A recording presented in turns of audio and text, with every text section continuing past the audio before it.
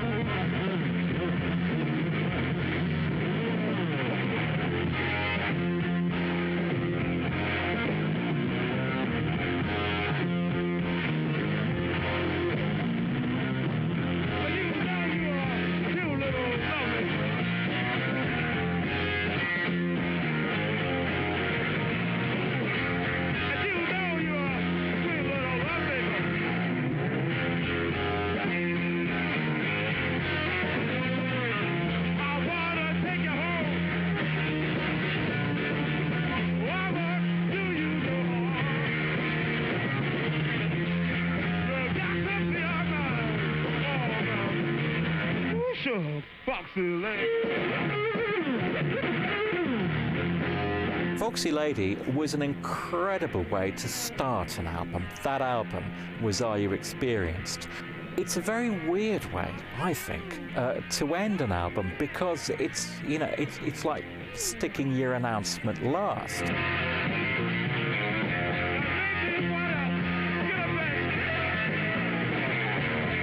Foxy Lady, if you don't listen to the words, I think is a good noise to finish the album on. It's Hendrix up there and strutting and doing his thing for sure. In that sense, you know, it probably goes along with Stone Free and so on. However, this one actually does have the most dated lyrics, I guess, on the album, because, God, we just can't wear sexism like that anymore, I don't think, without feeling embarrassed. So this does feel wrong. I mean, sexiness is fine, and he expresses that in other places, but here it is kind of leering and lascivious, and not in a good way. You can do that in a good way, you know, everybody feels horny sometimes, you can express it like that, but it's just like he's kind of sort of oily, I suppose, really, in the way he expresses himself. Foxy Lady, oh yes, please, piss off. You know, it's, perhaps it worked in the 67. I don't remember it working for me, but you know, maybe it did if you were Jimi Hendrix.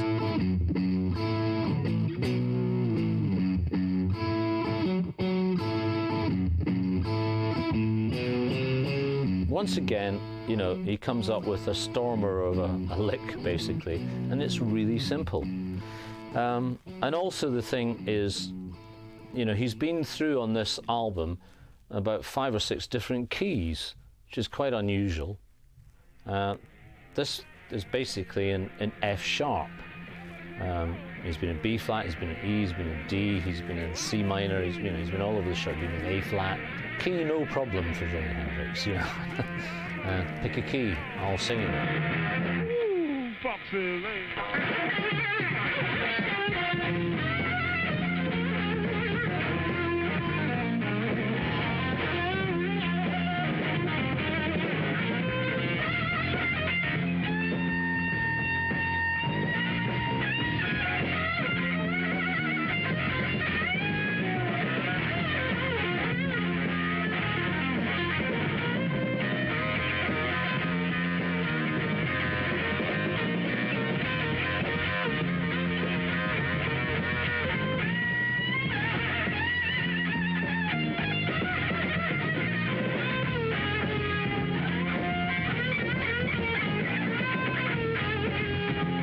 Smash Hits, you know, it didn't have a bespoke picture taken for its cover. You know, there were various sessions right throughout '66 and especially in 1967. Gerard Mankiewicz did loads of shots.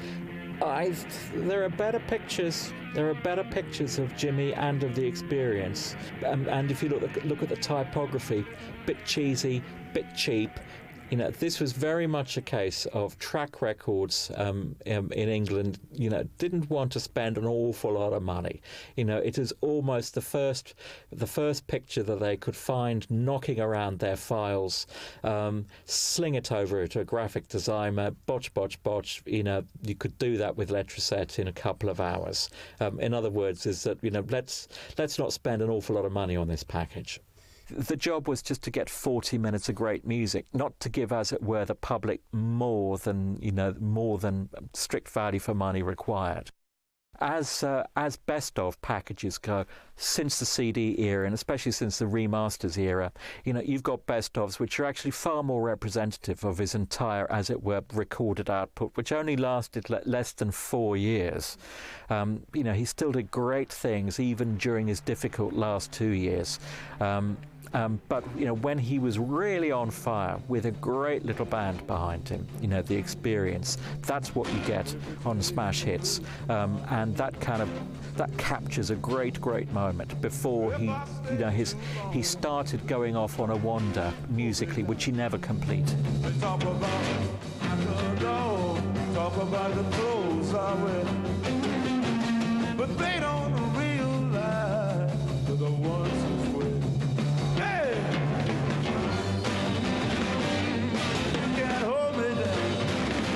terms of when Hendrix was at his peak, yeah, I think 67 for sure, but going on into 68, maybe even beyond, but I guess, again, obviously it relates to personal taste. The stuff that I love most all happened in, well, you'd have to say tail end of 66, because that's when Hey Joe was recorded, on through 67, on through 68. All of that stuff is phenomenal to me. Dickens, baby. Woman here, woman there, try to give me a plastic key. I don't think he really declined in 1968, 9 and 70. He was trying other things, and not all of those things were working. But you look at the music he was making in that era, some of it is absolutely awesome. And if he had lived, and it was an accident that killed him, then I am sure that in the 70s he would have made a music quite as brilliant, but if not even more so, but just in a different style, a jazzier style, a more expansive, less rocky style. Hey, Joe, I said, where you going to now? Where you gonna go? I would say the hallmarks of Hendrix more than anything else is just somebody who appeared, who was unlike anything else that had been around, and within a short period of time completely rewrote the book on rock and roll. I'm going way down south. Way down, walking me free. Ain't no one gonna find me. Ain't no hangman. Ain't gonna put a rope around me. You better believe it, baby. Gotta go now. Hey, Joe. Well, smash hits clearly summed up the first 18 months-ish of Hendrix's recording career, which was very dynamic, loads of great singles, and 2 hot albums, Axis Bold of Love and Are You Experienced, in the reverse order. And to me at the time, that was the album I wanted. That is the album I bought, was Smash Hits.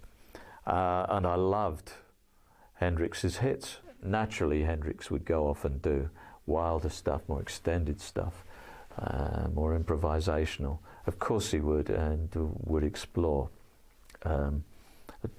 Just to me, his singles represent his greatest songs. You better run on.